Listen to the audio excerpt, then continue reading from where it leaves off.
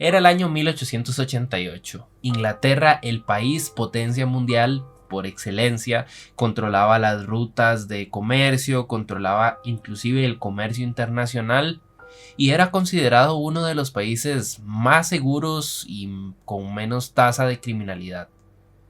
Pero eso no era una realidad en todo el país.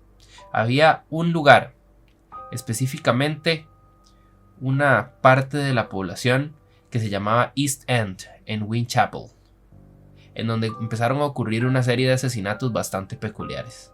Esta es La Exasperación, yo soy Rocarba y bienvenidos al caso 34.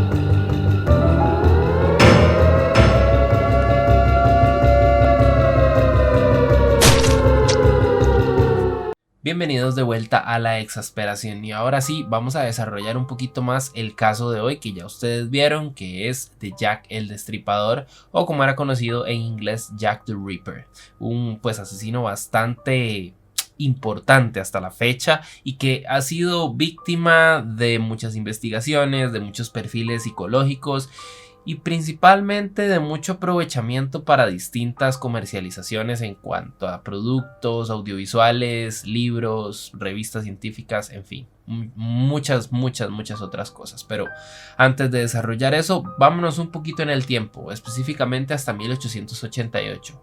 Como les comentaba, Inglaterra era una potencia mundial.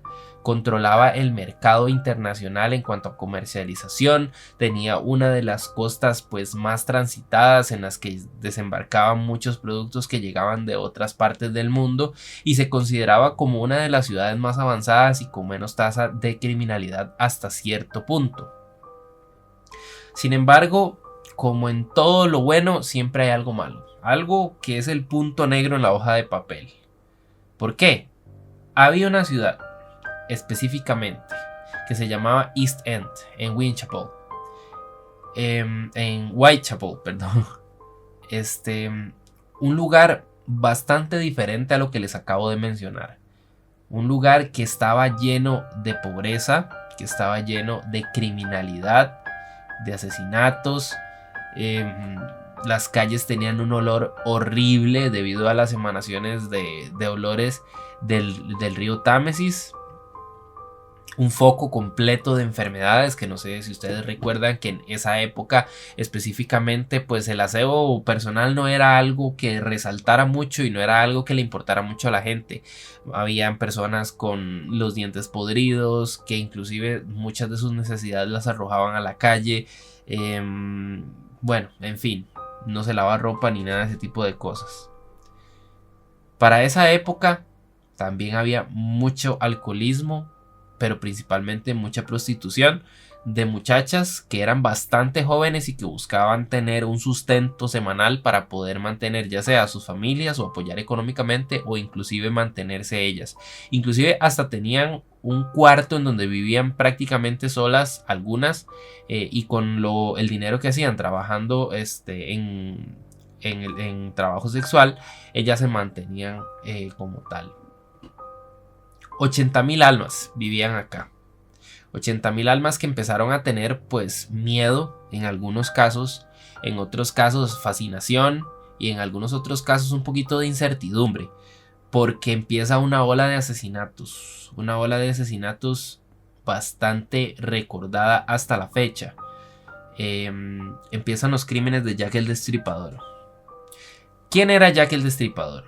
Bueno, al día de hoy todavía déjenme adelantarles que no se conoce la identidad de quién es. Se tienen bastantes sospechosos que más adelante vamos a hablar de ellos, e inclusive hay unos que apelan que ya encontraron quién es el culpable y quién fue el que cometió todos esos asesinatos y el que de verdad estaba detrás de toda la mente criminal que ni siquiera la policía de la época pudo llegar a identificar.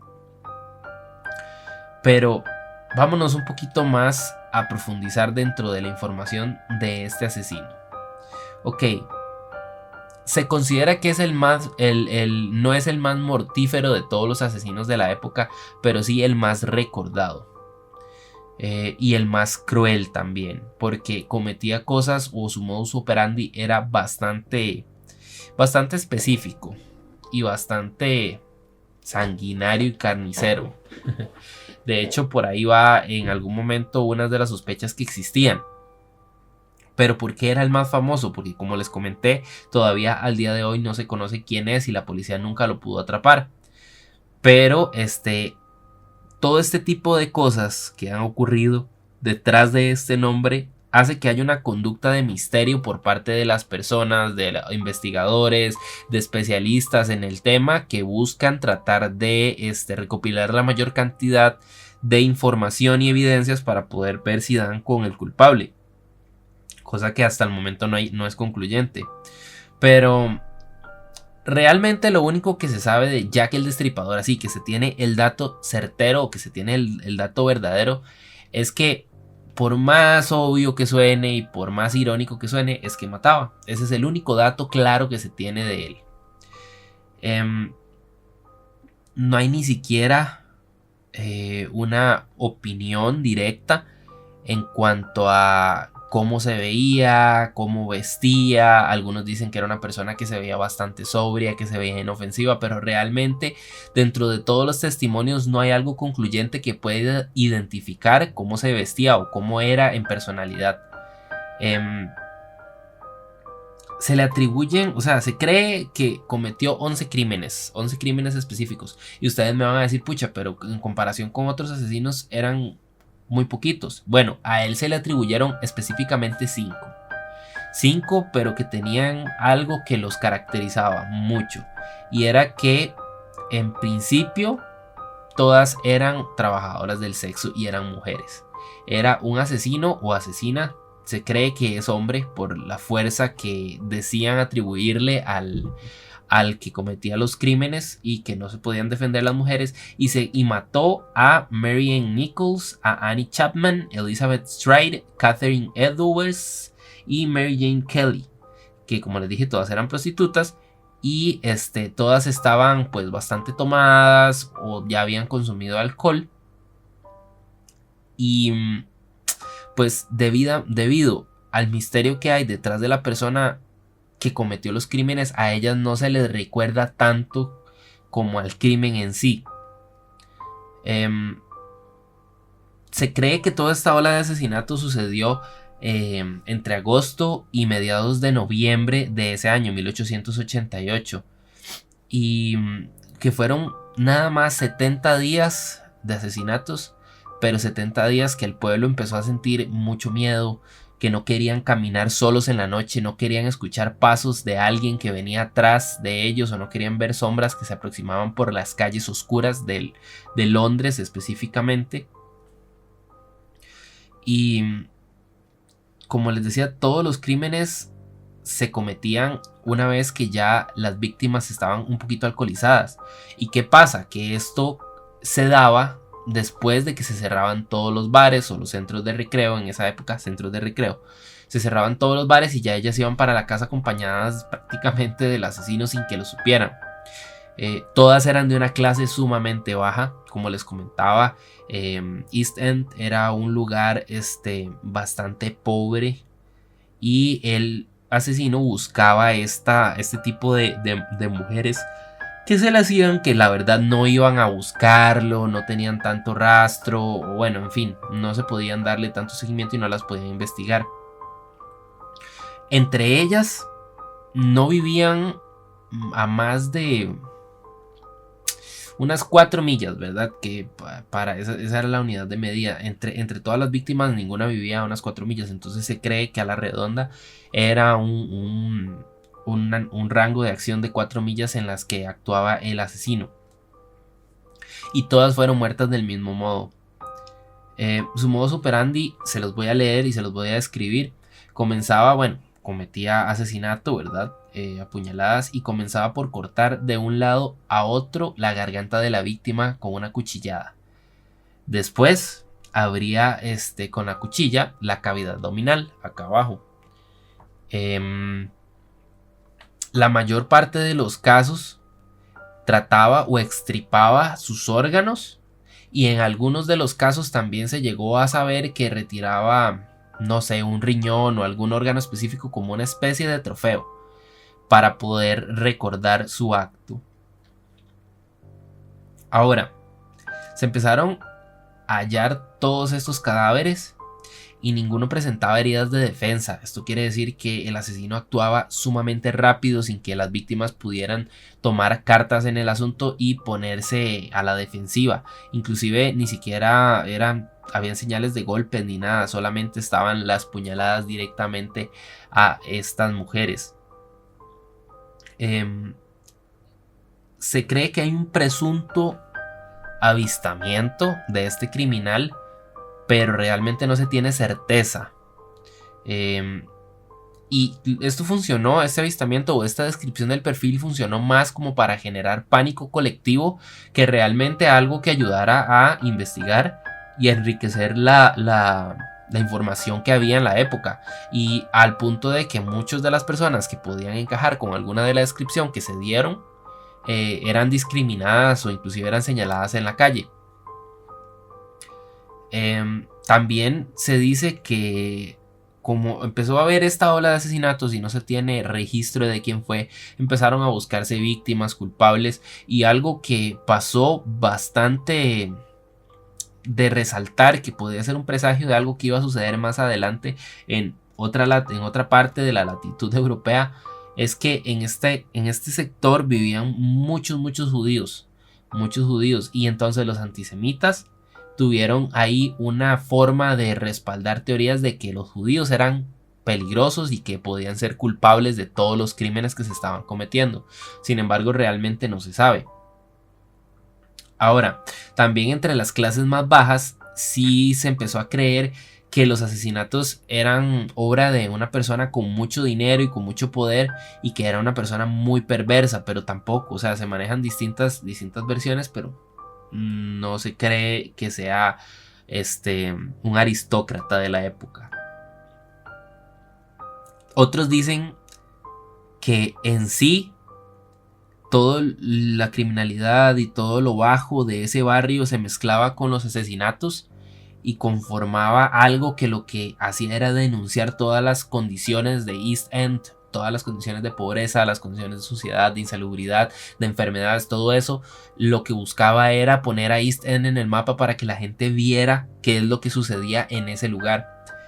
Pero todas estas son teorías y realmente no se tiene algo concluyente que pueda llevar a un veredicto final, al menos no por el momento y no a la fecha. Vamos a ver si se me va algún dato. Bueno, otra cosa muy importante que no les había mencionado era que Whitechapel estaba muy cerca de un puerto marítimo. Entonces, al estar muy cerca de un puerto marítimo, se le atribuía también la culpa a un posible marinero que había llegado por ese puerto y que después se fue en barco y nunca más se supo nada más de él. Pero realmente, como les decía, son puras teorías y están al aire. Lo único que no está al aire y que fue algo que trató la policía como de emplear como una pista bastante importante para la investigación del caso, fue que en una carta que les llegó venía un trozo de riñón y venía firmado por el Jack el Destripador. Y decía como que nunca lo iban a encontrar y que analizaron toda la tipografía y todo el asunto y nunca dieron con él. Pero vamos a ver en qué se desenlaza esta historia después del siguiente corte comercial. Así que nos vemos del otro lado. Electroplaza, una nueva opción para adquirir tus productos tecnológicos.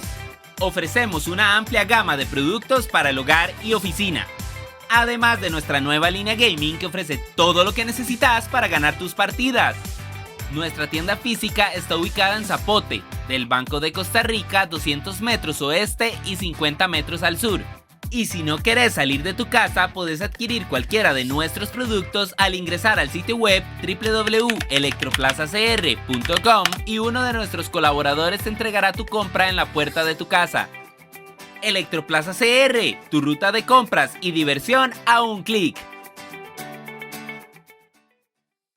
Y seguimos con la exasperación. Como les comentaba, estamos desarrollando el caso de Jack el Destripador en una Inglaterra que, aunque era bastante prometedora, tenía algunos lugares bastante peligrosos, como era East End en Whitechapel, que era una de las ciudades o de los lugares con 80,000 habitantes más complicados por sus condiciones deplorables, pobreza, prostitución, alcoholismo, enfermedades, hedores a causa del río Támesis, entre muchos otros factores. Este era el lugar de operación o el lugar donde empezaron a tomarse o verse los primeros indicios de los crímenes de Jack el Destripador, al cual se le atribuyen 5 crímenes, pero se cree que cometieron 11. 5 crímenes se cree que fueron de él porque consideraban que tenían patrones bastante parecidos, y no era solamente que se consideraba, es que realmente eran asesinatos que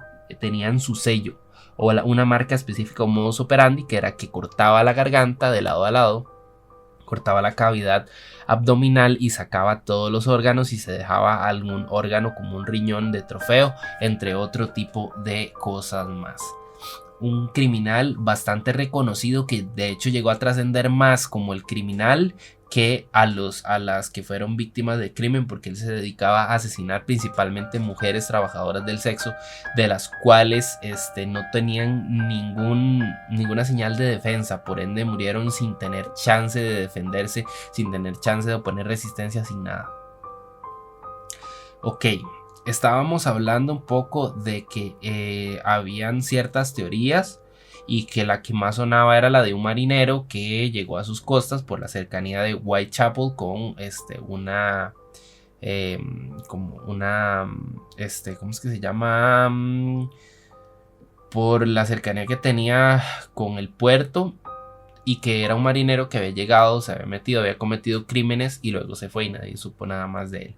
Pero yo, antes de irnos a corte, les comenté que había una pista bastante importante en el caso, y fue la llegada de una carta a la estación de policía.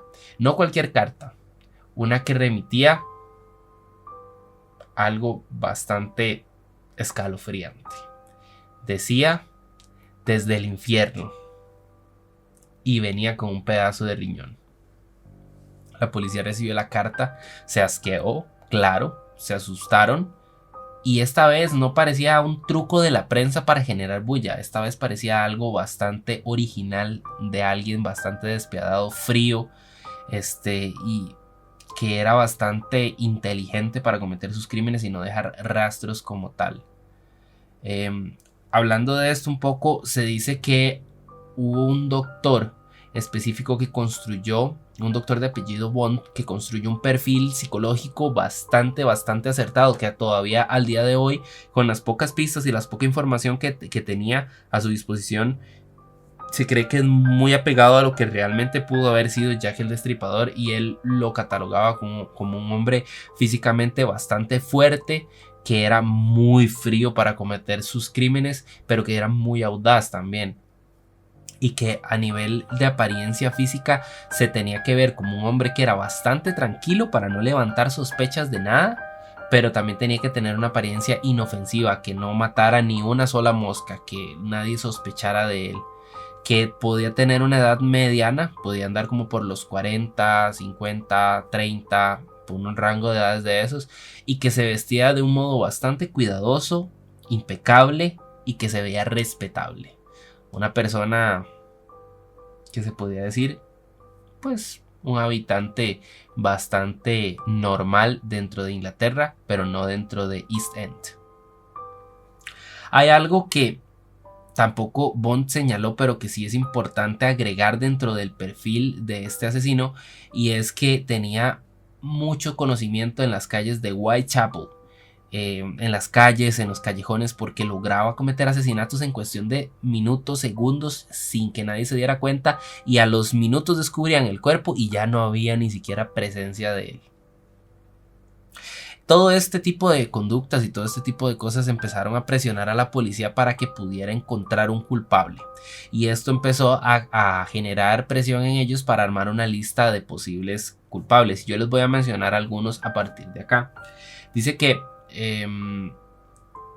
había que alguien que alguien dijo y aseveró que esta persona pudo haber cometido suicidio después de cometer todos los crímenes, pudo haberse quitado la vida, pero realmente tampoco se sabe, porque como les decía desde hace rato, no hay nada concluyente o no hay nada de evidencia que realmente respalde lo que dicen todos.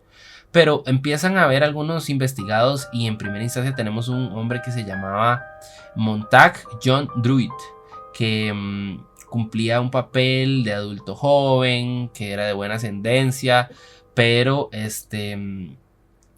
su cuerpo apareció en el Támesis. Entonces esto era lo que alimentaba la idea de que después de los asesinatos el culpable se había suicidado.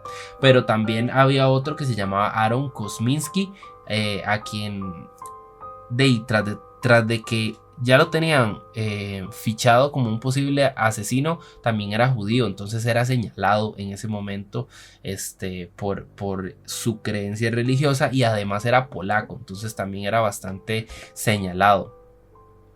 Pero se cree que en ese momento, para esa época, tenía la mente tan deteriorada, tan deteriorada, que no iba a ser capaz de quedarse callado e iba a contar todos los crímenes que había cometido.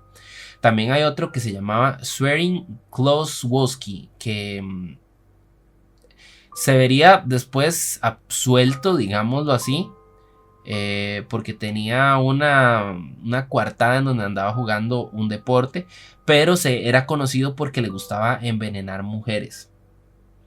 Luego había otro que se llamaba Francis Tumblery, que también era investigado, pero realmente no se detectó nada como en su contra, porque a pesar de que era una persona que le gustaba como pues ligar, digámoslo de una manera, con trabajadoras del sexo, y también le gustaba mucho estar cometiendo crímenes, no se logró identificar su culpabilidad. Otra cosa de la que realmente se le atribuía a este culpable que les acabo de decir, o a este sospechoso que les acabo de decir, es que le tenía una colección de órganos humanos, pero realmente no era algo como que su modus operandi fuera como el de Jack el Destripador. Ahora, como todo, la prensa también tenía una teoría en ese momento, y ellos decían que había un doctor que se llamaba el Dr. Cream, que le gustaba envenenar a sus amantes, y que parece que hizo una confesión en su lecho de muerte, y en el momento de que estaba muriendo dijo: yo soy Jack y se murió. Entonces eso hizo que los ojos se volvieran a él y que empezaran a considerarlo como realmente una de las personas que podía ser culpable de los crímenes que se estaban cometiendo en Whitechapel, pero tampoco se llegó a identificar si sí o no.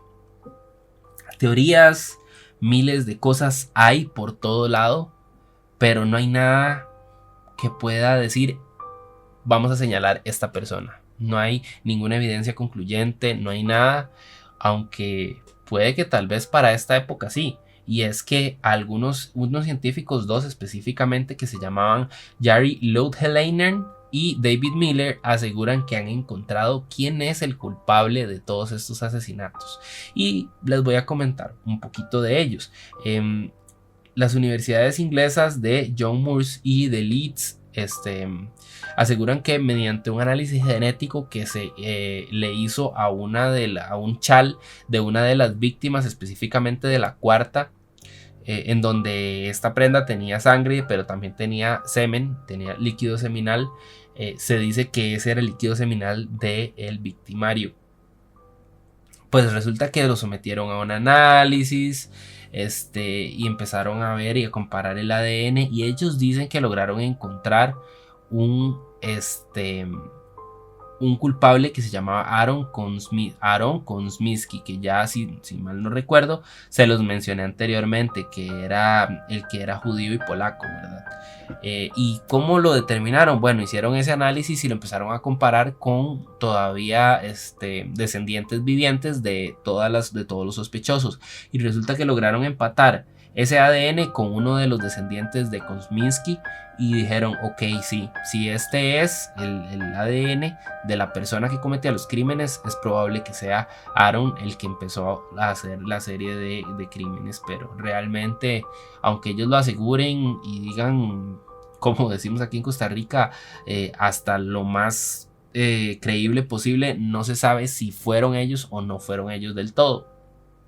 Lo que sí es cierto es que dicen que le atribuyen unas cualidades físicas muy específicas a la persona, de un pelo castaño y de ojos marrones, cosa que era bastante poco normal en esa época de 1888 en Inglaterra, porque predominaban los pelos más claros, los cabellos más claros y también ojos mucho más claros, principalmente azules. Estos resultados provienen del CHAL que les decía, que fue de la cuarta víctima, que se llamaba Catherine Eddowes, y que fue asesinada en 1888. Y vamos a ver, la historia de Jack el Destripador no se queda solamente como algo que pasa de generación en generación para comentar una historia en donde un criminal se salió con la suya, sino que también ha trascendido a un punto en que todavía algunas series animadas o libros han salido a la venta. Por ejemplo, les voy a mencionar unos cuantos casos en donde se ha aprovechado esta historia que es de dominio público. Uno de los que más llama la atención es que fue como el arco argumental principal para una de las historias de Batman animado. Hay una película que está disponible en HBO Max que es de un Batman de la Edad Media, digámoslo así, o un Batman un poco más de este periodo de los 1800 a finales del siglo XIX, en donde Bruce Wayne es Batman, pero es una persona que había pasado mucho tiempo fuera de Gotham, algo similar a la historia de Batman, y él decide combatir el crimen porque se da cuenta que hay una serie de crímenes, valga la redundancia, contra mujeres en donde aparecen muertas, y es Jack el Destripador. Ese es uno de los casos, pero también hay un montón de películas live action que están pues destinadas a contar esta historia un poquito más pues un poquito más, digamos que apegado a lo que se conoce, porque a la realidad no se sabe.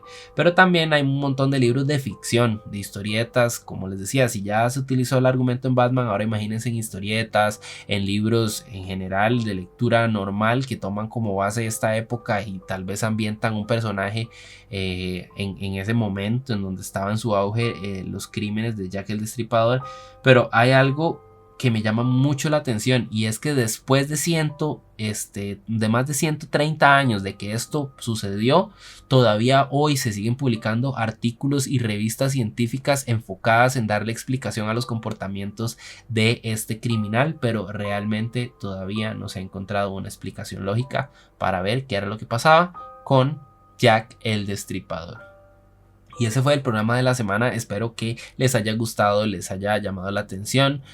Los invito a que sigan a EXA en todas las redes sociales, EXA FM Costa Rica en YouTube, Facebook y Twitter, EXA CR en TikTok e Instagram, y pueden seguir también el Twitch, que es EXA FM 1027, en donde constantemente estoy jugando yo Fortnite. Ahí está Dayan jugando Rocket League, está Sil jugando a veces Crash Bandicoot, está Guppy jugando FIFA, está Chris jugando Minecraft, y también pueden seguir el Instagram de la Exasperación, que aparece así como está aquí en pantalla, la Exasperación, para que vayan a ver datos y cosillas que nosotros normalmente no hablamos directamente acá en los casos.